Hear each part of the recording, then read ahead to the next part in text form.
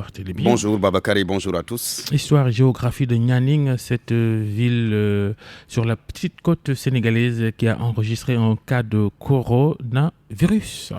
Oui, Nianing, qui est un village du Sénégal situé sur la petite côte au sud de Dakar à 8 km de Mbour.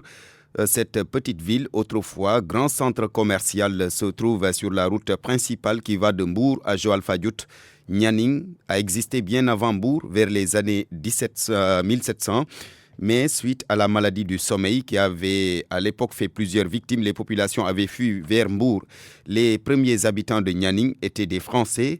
Lorsqu'ils sont arrivés vers les années 1800, ils ont trouvé des gens qui mangeaient le nieleng. Le nieleng, c'est un plat séréer Babacar. Alors les Français qui ne pouvaient pas bien prononcer le mot nieleng disaient nieneng. Et c'est comme ça qu'est venu donc le nom de Nianing. À vol d'oiseau, les localités les plus proches sont Warang, Gagnabougou, Pointe-Sarène, Saly-Niakhniakhal, Mbour, entre autres.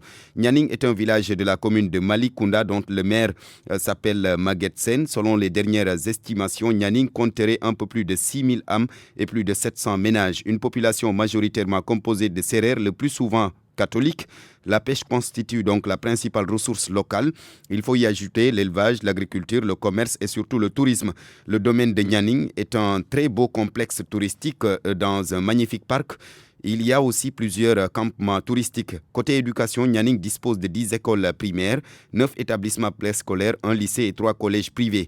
La sécurité des populations et de leurs biens est assurée par un poste de gendarmerie de proximité. À Nianing, le chômage des jeunes est une réalité car la pêche, principale activité, n'est plus ce qu'elle était.